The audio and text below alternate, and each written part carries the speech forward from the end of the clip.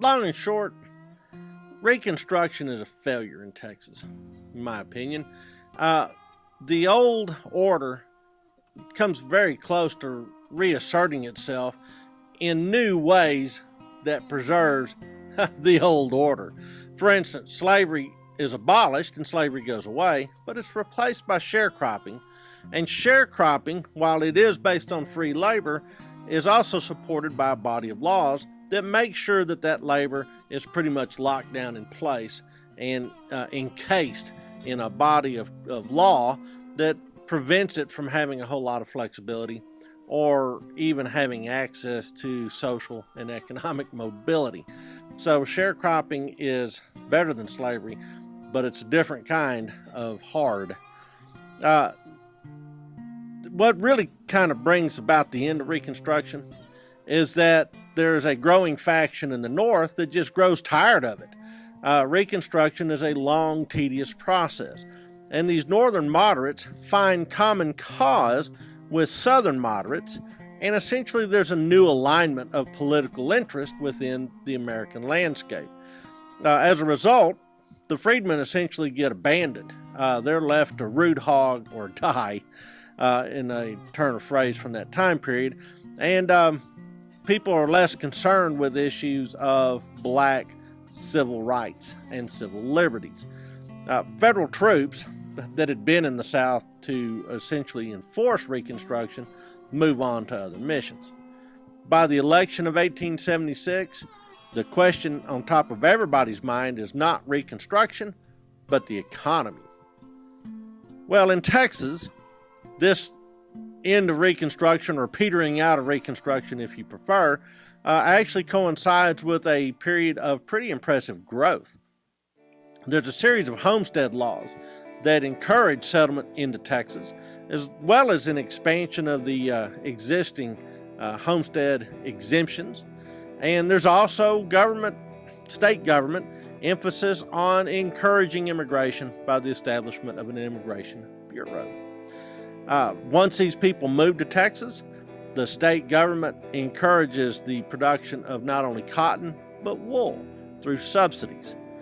The population from 1860 to 1870 jumps up by about a third, from 600,000 people in 1860 to 818,000 by 1870. But what's really remarkable is what happens in the next decade, because that number jumps from 818,000 Texans to 1.6 million. So in a decade, it triples again. Now, 6.5 of these newcomers live in communities of populations with 2,000 or more people. So there's a pretty good slice of this population that's living in town.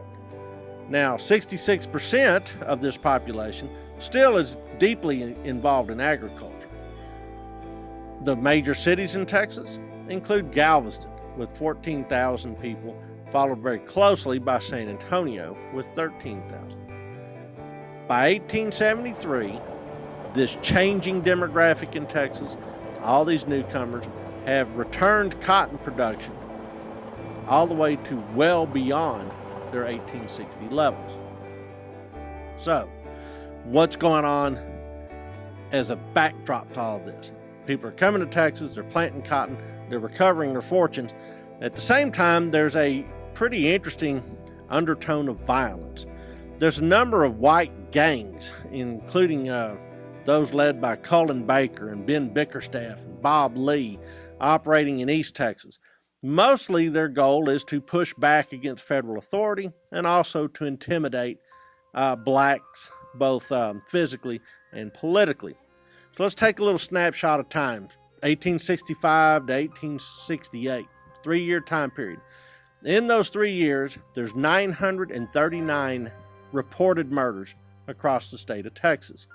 Of those 939 murders, 379 involved black victims. That's all out of proportion to the population. What's also driving this is the arrival of the Ku Klux Klan as an extension of that movement that's springing up all over the South. Once again, it's about intimidation of federal authority, but also blacks. Now, what about the United States Army? Aren't they there to enforce the law? They are. They're just poorly managed. In fact, the leadership of the U.S. command in Texas changes 8 times before 1870. People came and couldn't wait to get out. So even the military is not much use. Literally tens of thousands of U.S. troops pour into Texas in that half decade after the American Civil War. A bunch of them go down to the Mexican border, as you can imagine. But even so, the arrival of these troops don't really change the equation much.